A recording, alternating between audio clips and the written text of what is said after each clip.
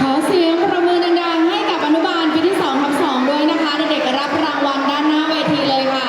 ยอดเยี่ยมมากๆเลยนะคะขอประชาสัมพันธ์นะคะด้านข้างเวทีนะคะยังมีของที่ระลึกนะคะพวงมาลัยช่อดอกไม้ตุ๊กตาจำหน่ายอยู่นะคะถ้าท่านผู้ปกครองท่านใดนะคะยังไม่มีนะคะมอบให้กับบุตรหลานนะคะเรียนเชิญทางด้านข้างเวทีได้เลยนะคะและตรงจุดจำหน่ายของที่ระลึกนะคะจะมีน้ำเป๊ปซี่นะคะน้ำเปล่านะคะไว้จำหน่ายด้วยนะคะ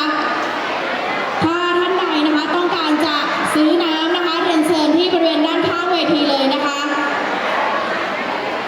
ขอกราบเรียนเชิญ